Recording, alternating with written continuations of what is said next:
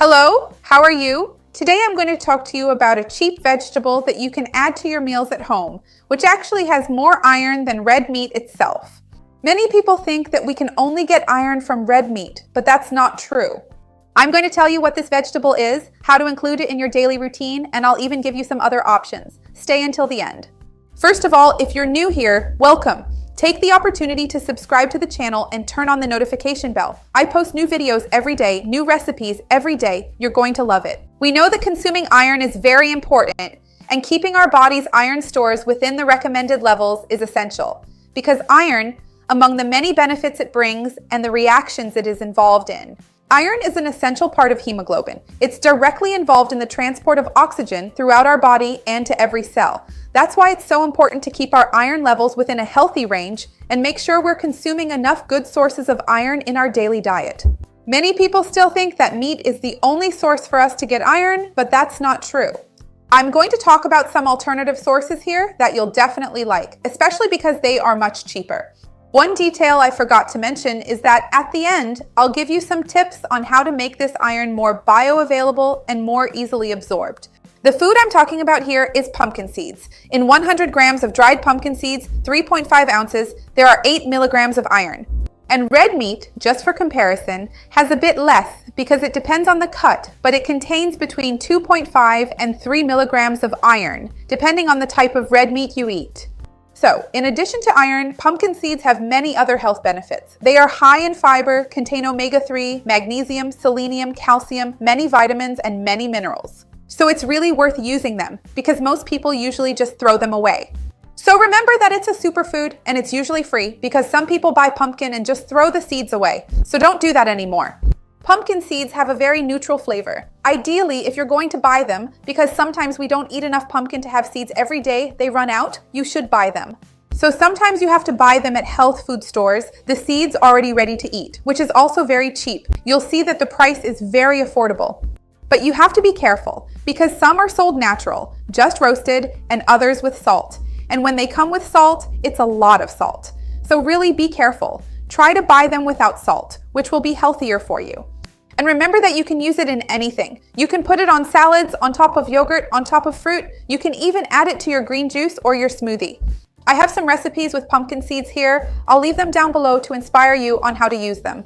Many people want to consume more iron, but don't want to rely only on pumpkin seeds. They want vegetarian and vegan sources as well. So I've separated 2 more groups here that you're going to like.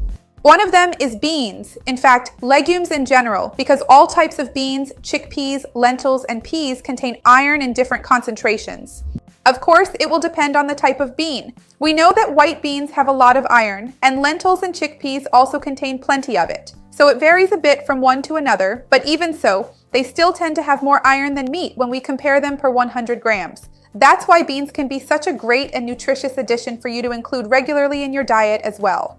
And another food group that you can and should add to your plate, to your diet, are dark green leafy vegetables. They naturally have a higher concentration of iron. Kale, spinach, and even beet greens, those leafy parts that we often tend to just throw away without a second thought. It's truly quite interesting and beneficial for us to be able to utilize the entire complete food source, ensuring nothing goes to waste. Swiss chard also. Several dark green vegetables have a large amount of iron. On average, they have 1.1 times more iron than beef. So you can see that they have more than the amount of iron found in beef. Actually, a bit more than that. I'm not mentioning the exact amount because it will vary depending on which vegetable we're talking about. So just knowing that they already have more iron is already very interesting. And not to mention that they end up complementing the meal, because if you add a dark green vegetable, if you add lentils, beans, or pumpkin seeds, you'll already be adding more iron to the same meal. Or you can have one of these foods in one meal and another in the next. For breakfast, you can add pumpkin seeds to a juice. So you can keep adding them throughout the day, combining these foods to get a good iron intake if you need it. The main tip is that these plant-based foods are usually very rich in phytates, which can hinder the absorption of this iron. Plant-based iron is non-heme iron. It isn't bound to hemoglobin because there's no blood. In animal-based iron, since there is blood, the iron is bound to hemoglobin. Just like in your own body, your iron is bound to hemoglobin. Remember I mentioned this at the beginning. So, because of this connection to hemoglobin, animal-based iron is more easily absorbed. We absorb a higher percentage of it. Whereas with non-heme iron, we need to take some precautions regarding how we prepare it and what we eat with it to help its absorption.